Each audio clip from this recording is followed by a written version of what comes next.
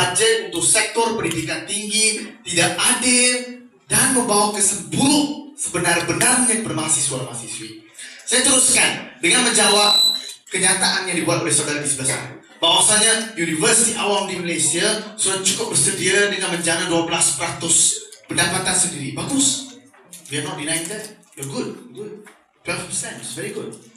You know, kalau meningkat 15%, meningkat 30%, kita happy. We're happy. Our university can stand on its own. Tetapi persoalan yang ingin saya tujukan di sini, kenapa perlu potong bajet sektor pendidikan tinggi? Our topik perbincangan kita pada hari ini adalah berkaitan dengan sektor pendidikan tinggi, bukan hanya universiti awam. Soal saya, 2.4 bilion itu yang kita persoalkan pada hari ini, yang dipotong dari bajet selepas sebelum ini adalah sektor pendidikan tinggi, bukan hanya universiti awam.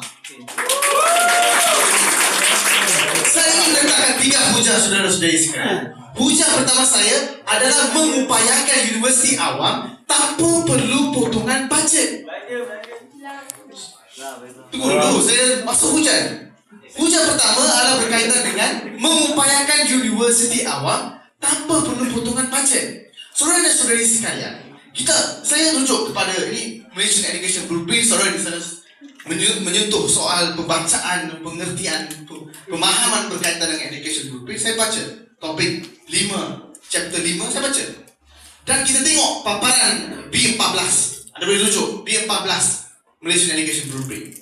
Dalam B14, kita merupakan antara negara yang mempunyai input ke atas pendidikan tinggi yang cukup banyak. We are one of the best.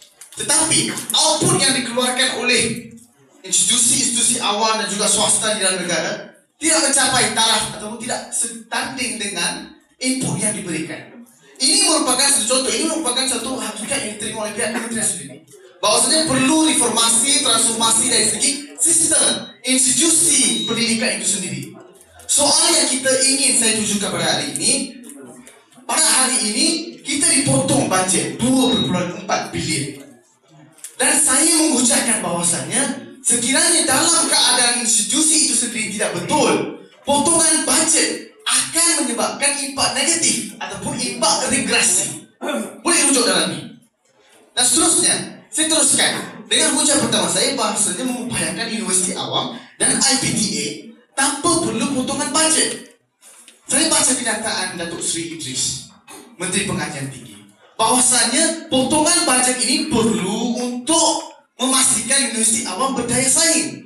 Di mana logiknya, kenapa perlu potong bajet untuk memastikan universiti berdaya saing, untuk memastikan universiti terus cemerlang? Perkara ini boleh dilakukan tanpa perlu potongan bajet untuk universiti dan juga sektor pendidikan tinggi secara keseluruhannya. Saudara-saudari sekalian, ya, saya terima.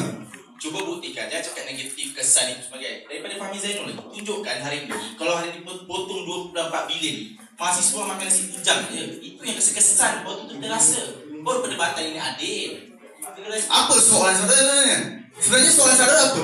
Saya tak faham, serius. Makan nasi bujang, itu bukan soalan.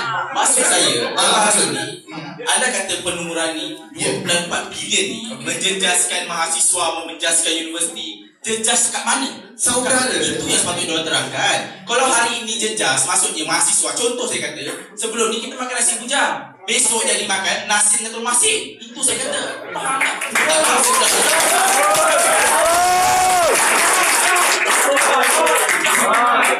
Saudara, itu adalah premis hujah saya yang kedua. Tunggu dulu, saya masih tahu lagi. Terima kasih kerana hujah ini. Saya teruskan. Saudara-saudari sekalian, tuan-tuan dan perempuan, premis hujah saya yang kedua. 2.4 bilion dipotong dari sektor pendidikan tinggi itu. Hujah kami adalah menyarankan kepada pihak kerajaan kekalkan peruntukan bajet untuk Kementerian Pendidikan, untuk sektor pendidikan tinggi, malah mengupayakan universiti untuk menjalankan pendapatan sendiri supaya lebihan pendapatan itu disalurkan kembali untuk mengurangkan beban mahasiswa dan mahasiswi. Itu hujah kami. Saudara-saudari sekalian, kita tengok kos pengeluaran ataupun kos pembiayaan untuk setiap pelajar, seorang pelajar itu yang dikatakan oleh pihak kementerian